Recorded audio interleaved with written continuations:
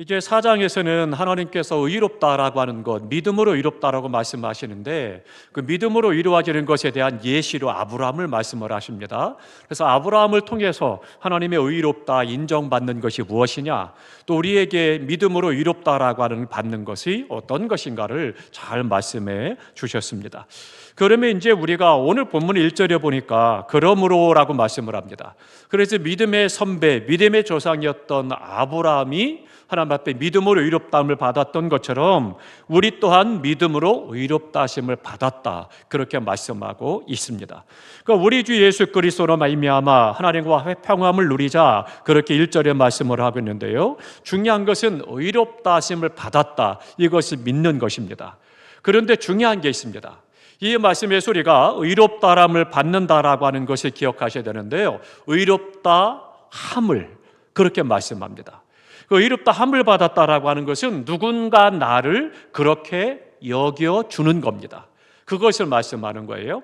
그러니까 누군가를 의롭다라고 간주해주고 믿어주고 생각해주고 바라본다, 그런 뜻을 갖고 있는 말씀입니다.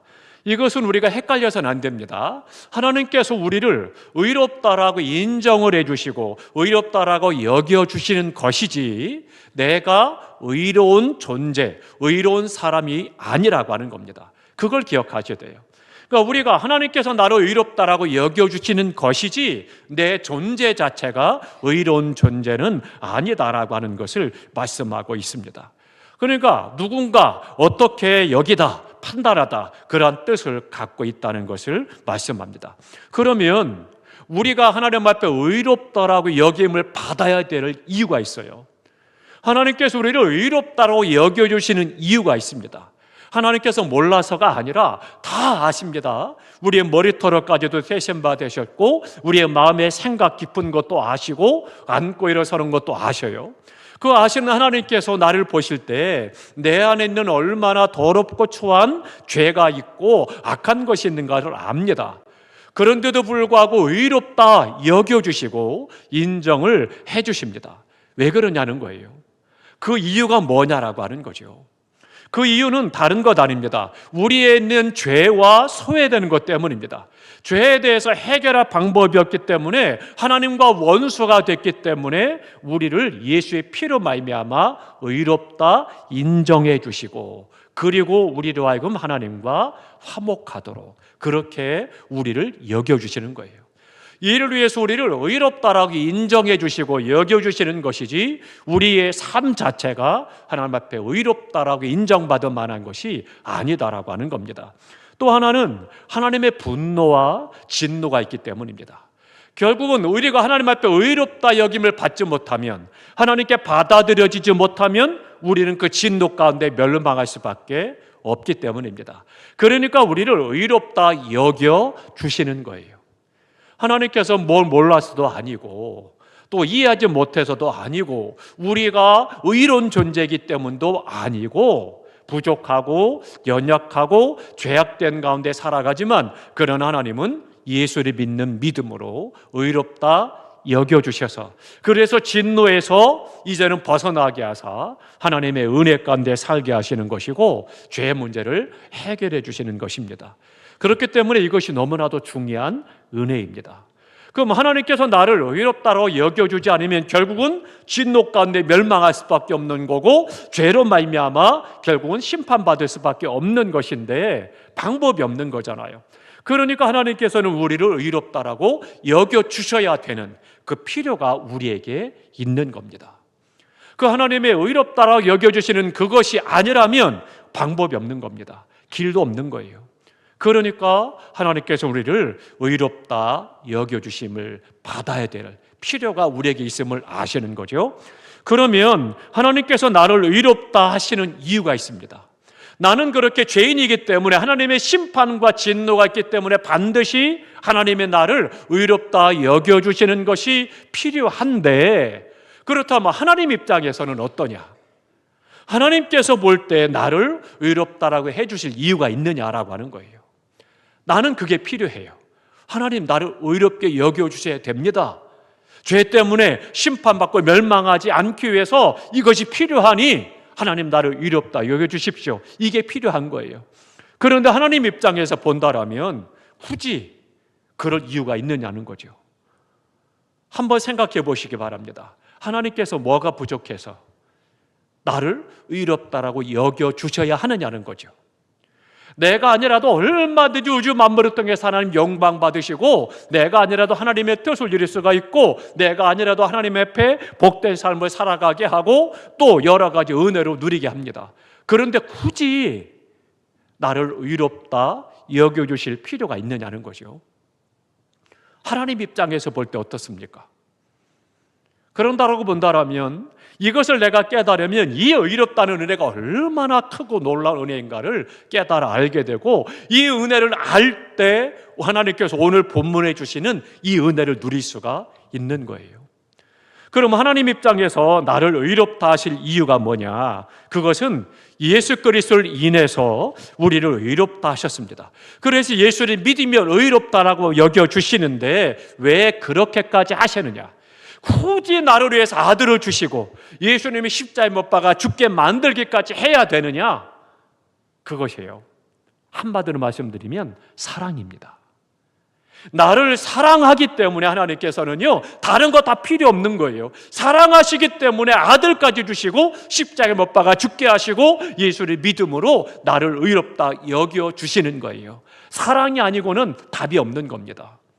하나님의 그 크신 사랑, 나를 향한, 인간을 향한 하나님의 크신 사랑, 이 사랑 때문에 독생자를 주셨고 주님이 십자가에 죽으셨고 그를 믿는 자마다 의롭다 여겨주시는 거예요.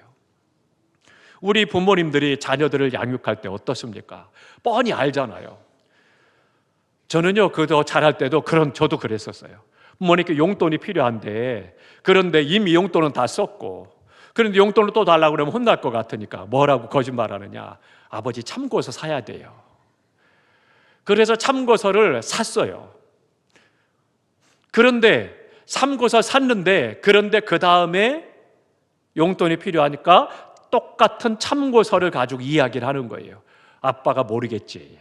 그래서는 지난번에 말씀드린 참고서를 사야 되는데 그 참고서 사게 돈을 달라고 하니까 아빠가 주시는 거죠. 그런데 아버님이 주시지만 어때요? 알까요? 모를까요? 아시죠. 아시는데 모르는 척 주시는 거예요. 그러면서 보실 때 어떻겠습니까? 마음이 유쾌하고 좋겠어요? 아, 우리 아들이 컸네. 아주 지혜롭네. 아빠를 속일 줄도 알고 똑똑한데 그래가며 주시겠어요? 그렇지 않잖아요. 하나님의 마음도 같아요. 근데 하나님께서 우리에게 베푸시는 그 사랑, 우리가 어떤 삶을 살아가고 어떤 생각을 하고 있고 무엇을 원하고 바라고 그걸 다 아는데, 그런데 알매도 불구하고 하나님께서는 우리에게 사랑 때문에 허락해 주신다라고 하는 거죠. 그것이 바로 의롭다 여기심을 하는 이유가 된다라고 하는 거죠. 그렇기 때문에 하나님께서는요, 그 사랑으로 말미암아 예수 그리스도 주셨고 주님으로 말미암아 하나님과 우리가 화목하게 하시고 그 안에 은혜를 허락해 주신 거죠. 그럼 우리 8절 보겠습니다. 로마서 5장 8절 다 함께 읽겠습니다. 우리가 아직 죄인 되었을 때에 그리스도께서 우리를 위하여 죽으심으로 하나님께서 우리에 대한 자기의 사랑을 확증하셨느니라. 그러니까 우리가 알든 모르든 하나님은 우리에 대한 사랑을 갖고 계셨고 그 사랑으로 말미암아 우리에게 확증하신 것이 십자가의 죽으심이요, 우리를 의롭다 여겨주셔서 심판을 면하게 하시는 것, 이것이 바로 하나님의 사랑이라고 하는 거지요. 얼마나 크고 놀랍습니까? 그렇기 때문에 하나님께서는요, 우리를 사랑하셔서 우리를 의롭다라고 여겨주신다는 겁니다. 또 하나는요, 그 주님께를 우리 하나님께서 비록 나를 위해서 우리를 위해서 독생자 예수 그리스도 주셨지만 동일하게 예수님도 사랑하십니다. 그래서 예수님이 죽음이 헛되지 않고 또 만주의 주로 높임을 받도록 하기 위해서 주님에 대한 사랑 때문에 우리를 의롭다 여겨주시는 겁니다. 주님이 십자가에 죽으셨는데, 그런데 예수님을 믿거나 말거나 내가 의롭다 여김을 받지 못한다면 어떻게 되겠어요? 예수님의 죽음은 헛된 거예요. 사랑하는 아들을 죽게 했는데 그 죽음이 헛되다? 뭐가 되겠어요? 이거 심각한 거잖아요. 그러니까 하나님께서는 사랑, 나를 향한 사랑, 우리 주님에 대한 사랑, 그 사랑 때문에 우리를 의롭다라고 여겨주시는 것이 있다라고 하는 겁니다.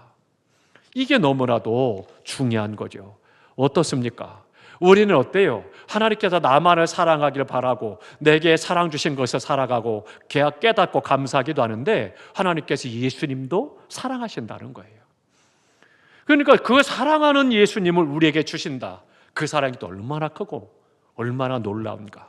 그 사랑이 얼마나 아팠을까. 어떻습니까? 그러니 우리가 하나님께부터 받은 사랑과 의롭다 인정받는다는 것은요, 그냥 교리가 아니고 하나님의 행위예요. 그러니까 그 사랑 우리가 생각해 본다면 말로 다 형용할 수 없고 바다를 먹물 삼아서 하늘을 두루마리 삼아 쓴다 할지라도 다 쓸 수 없다라고 하는 거예요. 얼마나 크고 놀라운지요. 어떻습니까? 그 사랑, 그 의롭다 인정을 받는다는 것, 이 밤에 내 안에 충만히 확신할 수 있기를 축복합니다. 너무나도 중요한 거예요. 그러면 예수를 믿는 자로 의롭다라고 여겨주셨는데, 그러면 우리가 이제 의롭다 여김을 받았어요? 믿습니까?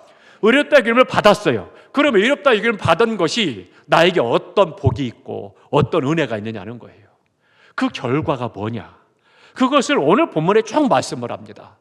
그러면 이제 5장에서 계속 이 은혜를 말씀하는데요, 첫 번째 그것을 오늘 말씀을 드립니다. 첫 번째 1절에 그렇게 말씀합니다. 1절 다시 한번 다 같이 읽습니다.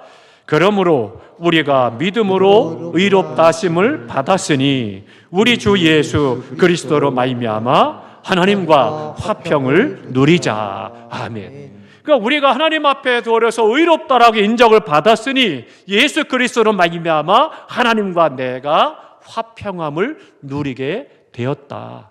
그것을 말씀합니다. 하나님과 내가 화평한 존재가 된 거예요. 이게 굉장히 중요한 겁니다. 우리가 사람 사이에도 어떻습니까? 굉장히 친해요. 친한 친구예요. 그런데 그 친구가 나를 서운하게 하고 섭섭하게 했어요. 그러다 보면 어때요? 마음이 점점 멀어지고, 그렇게 되면 어떻게 돼요? 그 오랫동안 같이 놀고 함께 즐기고 함께 했던 그 친구가 이제는 싫어지는 거죠. 그렇게 되면 어떻게 되겠어요? 관계가 소원해지고, 그때부터는 누나가 오고 가다 만나도 서먹서먹해지고 힘들어지는 거죠. 관계는 그렇습니다. 그런데 사람과의 관계는 비유할 것이 아닙니다. 하나님과 나와의 관계 속에서 관계가 깨어졌다라고 하는 것은 사망을 말하는 거예요. 죽음을 말하는 겁니다. 뿐만 아니라 나아가서는 우리의 삶의 죽음이라고 말하는 게 저 멀리 있는 이야기 같으니까 그건 나중에 보고, 오늘 당장 내 삶에서 하나님과 나의 관계가 소원해지고 끊어지면 어떻게 되겠느냐는 거죠. 참 어려워지는 겁니다. 힘들어지는 거예요.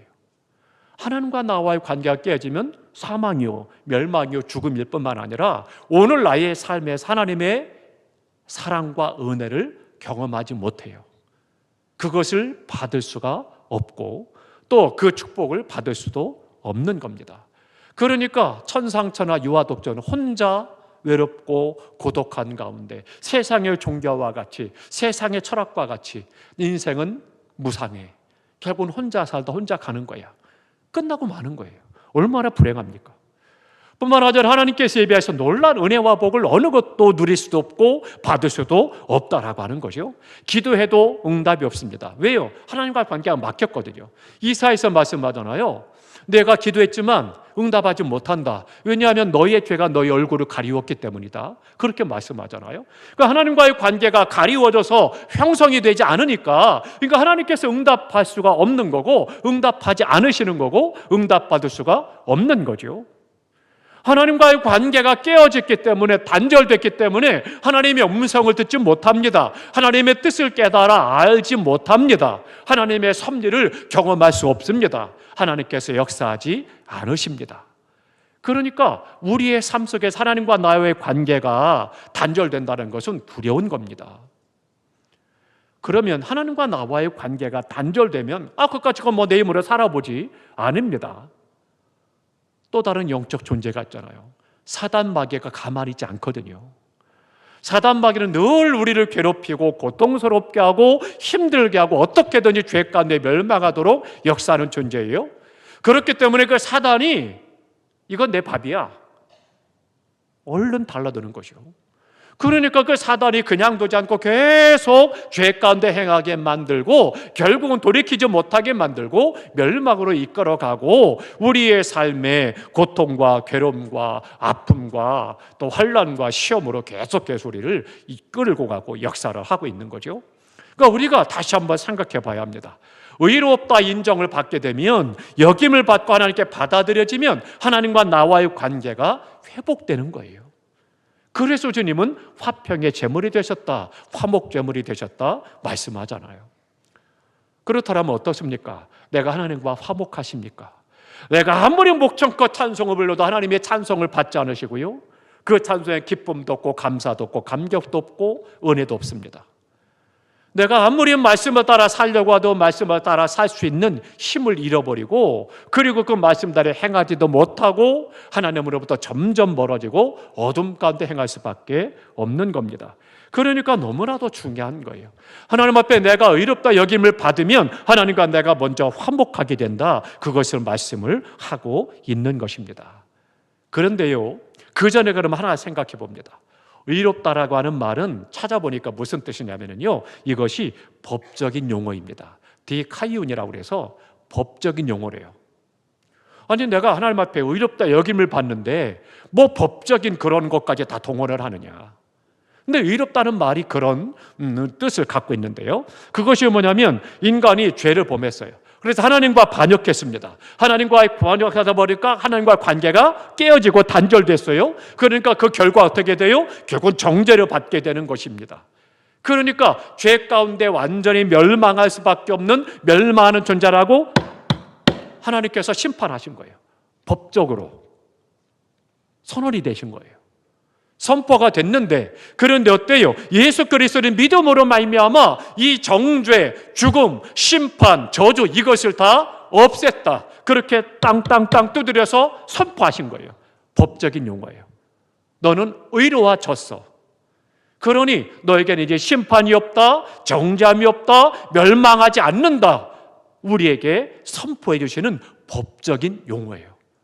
법정에서, 하나님의 법정에서 이미 땅땅땅 두드려서 선포하신 말씀이라는 거예요. 그러니 얼마나 감사합니까? 세상 가운데서도 어떻습니까? 재판 받아보셨습니까? 저는 받아봤어요. 전에 교회에서 목회하면서 너무나도 고통스럽고 억울한 일을 당하고, 그래서는 법정에 갔습니다. 그런데요, 죄가 없는데도 불안하더라고요.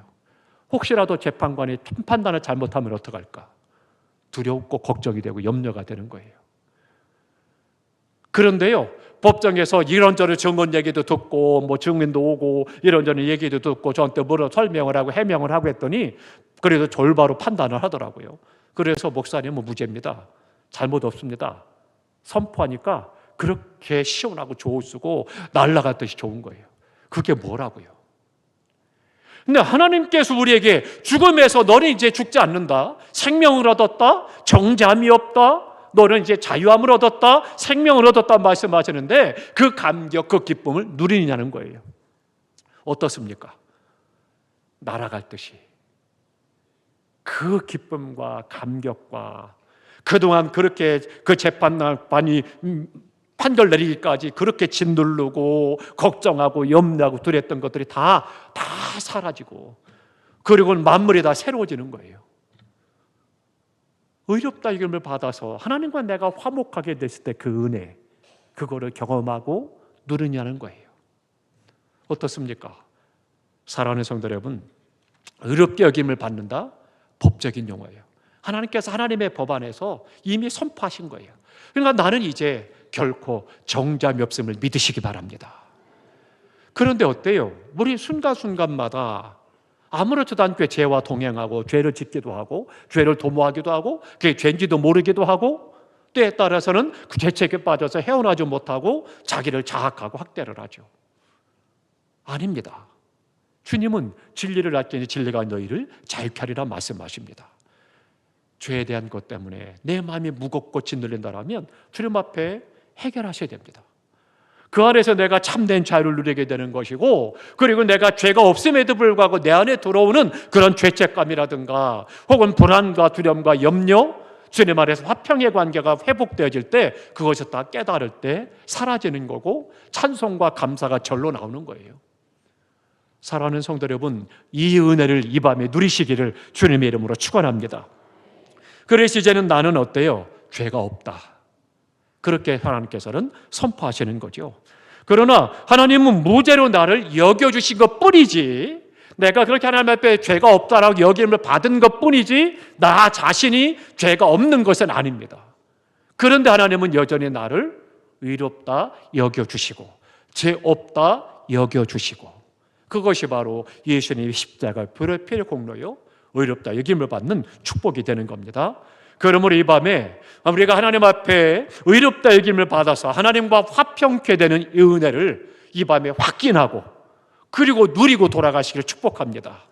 그래서 어떤 마음의 불안과 염려와 두려움이 있어도, 또 죄의 유혹이 있고 또 죄책감이 있다 할지라도 오늘 이 밤에 그것이 다 주님의 말씀 아래 해결이 되어져서, 그래서는 이제는 염려하고 눈물 흘리고 고통하고 괴로웠던 환경과 상황과 문제와 질병들이 아무것도 아니고, 아직 해결되지 않았다 할지라도, 아직 열려지지 않았다 할지라도, 아직 치료받지 않았다 할지라도 하나님의 화평의 은혜로 말미암아 찬송할 수 있고 평안할 수 있고 웃을 수 있고 감사할 수 있는 그 믿음으로 나아가시기를 주님의 이름으로 축원합니다.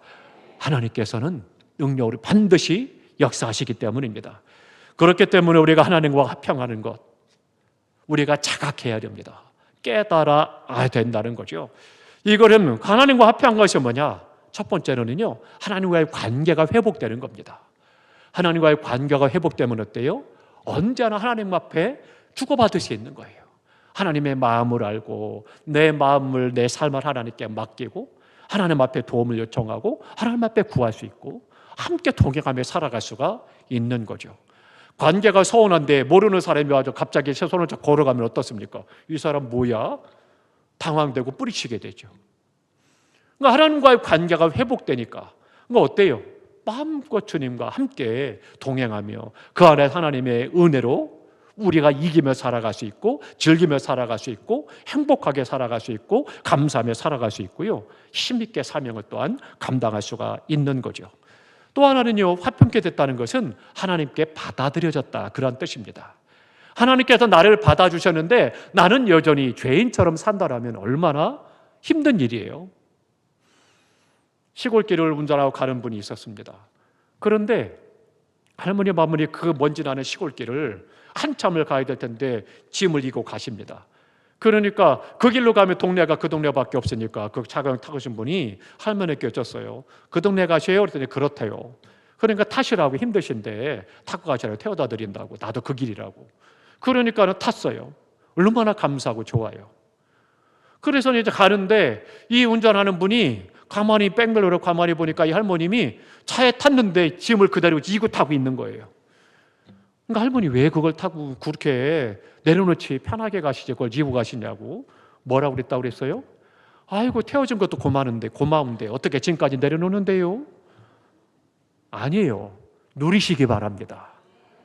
하나님께서는 우리에게 누리도록 우리에게 은혜 베풀어 주셔요. 그런데 나는 그냥 너무 고맙고 감사한데 어떻게 내 짐까지 내려놓겠어요? 그리고 여전히 내가 내 무거운 짐을 지고 고민하고 힘들어하고 아파한다면 뭐가 되겠어요?